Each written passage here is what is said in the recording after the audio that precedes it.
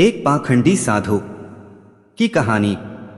मित्रों, मेरे चैनल में आपका स्वागत है। मैं आपको इस वीडियो में जीवन से जुड़ी एक कहानी के बारे में बताऊंगा जिसे आप समझकर आप अपने जीवन में पाखंडी लोगों से धोखा खाने से बच सकते हैं। इसलिए इस कहानी को पूरा सुने। एक बार शहर में पुलिस ने सभी चोरों की नाक में दम कर दिया था।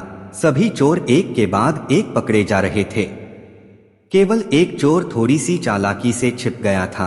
तब उसके मन में एक विचार आया कि अगर वो भगवा रंग के कपड़े पहनकर साधु बन जाए तो इस दुनिया में चोरों को भले ही जूता मारा जाता है, लेकिन अगर वही चोर भगवा वस्त्र पहन ले तो उसके पैरों की पूजा की जाती है।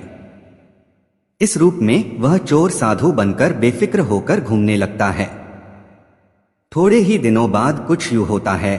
उस नकली साधु में मतलब कि चोर में एक कौशल था कि वह अपने वचनों में बहुत निपुण था। वह अपने उपदेश को बहुत मनोबल से प्रस्तुत करता था। इसी कारण वह नकली साधु बड़ा मशहूर बन गया। उसके कई शिष्य उसके पीछे हो गए। अनेक लोग उसकी शिक्षाओं और आदर्श का पालन करने लगे। उसे बिना किसी रुपया के भोजन मिलने लगा, लेकिन उसे सांसारिक जीवन से अलग होने का दुख बना रहता था। थोड़े और दिन बीतने बाद उस नकली साधु ने अपने शिष्यों के साथ जंगल में निवास किया। तभी वहां एक सेठ पहुंचा। सेठ को भी उस नकली साधु के वाक्यों का प्रभाव पसंद आया। साधु से मिलकर जब सेठ अपने घर पहुंचा, उसे एक विचार आया। वास्तव में सेठ के मन में एक दुविधा थी। उसके पास बहुत सोना था, लेकिन चोरों के डर के कारण वह अपने घर में उसे रखने का साहस नहीं कर सकता था। हमेशा उसे डर बना रहता था। उसने सोचा, क्यों न यह सोना साधु के आश्रम में रख दिया जाए, क्योंकि साधु को कभी कोई मोह माया धन संपत्ति की मन में लालच नहीं होती। वे तो भगवान की भक्ति में खोए रहते हैं। वैसे भी किसी को ऐसे देवता पर संदेह भी नहीं हो सकता कि उनके आश्रम में सोना रखा हो। इस तरह सोचकर सेठ दूसरे दिन सोना लेकर पाखंडी धूर्त साधु के आश्रम गया और उस साधु से पूरी बात साझा की। फिर पाखंडी साधु का दिल खुश हो गया। उसकी आंखों में उस सोने की चमक दिखाई पड़ने लगी और साधु ने उस गहना को हड़पने की साजिश सूझ रही थी। सेठ ने वह सोने की पोतली आश्रम के एक पेड़ के नीचे दबा दी और वहां से चला गया। अब साधु को नींद कहां आनी थी। रात भर उस सोने के बारे में सोचता रहा।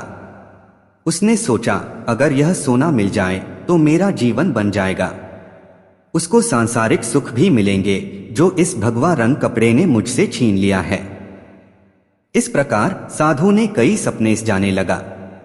दूसरी ओर सेठ सोने को आश्रम में रखकर संतुष्टि से सो रहा था। उसको लगने लगा कि अब मेरा सोना सुरक्षित है। साधु ने एक योजना बनाई। उसने सोचा, मैं इस सोने को लेकर चला जाऊं और सेठ को शक न हो, इसलिए मैं अपने घर जाने की बात कर दूं। अगले दिन साधु सेठ के घर गया। सेठ के पास एक व्यापारी बैठा था। साधु देखकर सेठ खुशी से उछल पड़ा और कई अच्छे पकवान बनाकर खिलाया।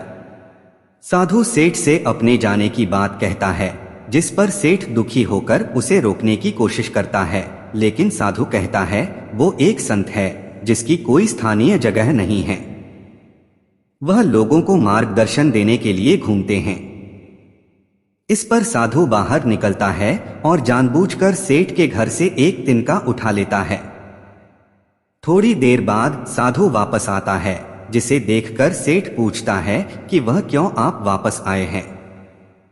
तब साधु कहता है, आपके घर का यह तिनका मेरी धोती में लटककर मेरे साथ चला जा रहा था, इसलिए लौटाने आया हूं। सेठ हाथ जोड़कर कहता है, इसकी क्या जरूरत थी। तब साधु कहता है, इस संसार की किसी वस्तु पर साधु संत का कोई हक नहीं होता। फिर अपनी बातों से सेठ को मोहित कर देता है और चला जाता है। ये सारी घटना सेठ का व्यापारी दोस्त भी बड़ी बारीकी से देख रहा था। साधु के जाने के बाद व्यापारी सेठ से पूछता है, यह बाबा कौन थे। सेठ अपने दोस्त व्यापारी को सारी बात बताता है, जिसे सुनने के बाद व्यापारी जोर से लगाकर हंसने लगता है। सेठ व्यापारी से हंसने का कारण पूछता है।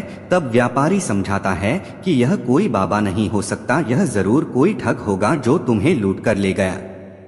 पाखंडी साधु के बातों के जाल में फंसे सेठ को उसकी बातों पर विश्वास नहीं होता। व्यापारी कहता है कि अगर तुम्हें मेरी बातों पर भरोसा नहीं है तो जाओ, जाकर देखो, जहां तुमने सोना जमीन में रखा है वहां तुम्हें अब कुछ नहीं मिलने वाला। सेठ और व्यापारी उसी जगह जाते हैं जहां सेठ ने सोना रखा था। जमीन में खुदाई करने पर वहां कुछ नहीं मिलता है, जिसे देखकर सेठ छाती पीट कर रोने लगता है। व्यापारी सेठ को समझाता है कि अभी रोने का समय नहीं है, जल्द से जल्द हमें पुलिस को बताना चाहिए, क्योंकि अभी भी साधु ज्यादा दूर नहीं गया होगा, उसे पकड़ा जा सकता है। इसके बाद सेठ और व्यापारी ने पुलिस को बताया और पुलिस ने पाखंडी साधु को पकड़ लिया। इसके बाद सबको पता चला कि यह कोई सिद्ध बाबा नहीं था, वरना महान चोर जिसने अपनी बातों का जादू चलाकर लोगों को ठगा था। वह भगवा वस्त्र पहनकर घूम रहा था ताकि पुलिस से बच सके। सोने की पोटली मिलने के बाद सेठ की आत्मा में सुख और आशा की ज्योति जली। सेठ व्यापारी से पूछता है कि उसको कैसे पता चला कि साधु पाखंडी था। व्यापारी ने कहा, साधु ने बार बार अपनी तारीफ की। संत कितने महान होते हैं, यह सिर्फ उनके द्वारा नहीं कहना चाहिए। वास्तविक संत को तो उसकी कोई स्थानिकता नहीं होती, उसे उसकी महानता का दिखावा करने की आवश्यकता नहीं होती।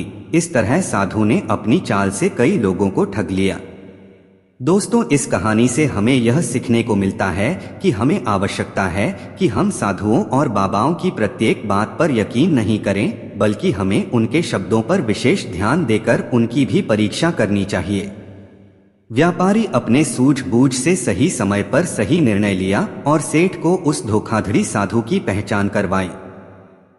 दोस्तों, जिस तरह बिल्ली जिस तरह दूध को फूंक फुकर कर पीती है, ठीक उसी तरह हमें भी किसी भी व्यक्ति पर विश्वास करने से पहले उसको सही से परख लेना चाहिए, तभी हम अपने जीवन में सफल हो सकेंगे।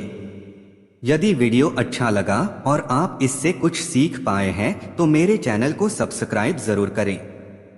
भगवान से यही प्रार्थना है कि आपको इस तरह के पाखंडी धोखेबाज लोगों से हमेशा दूर रखें। धन्यवाद।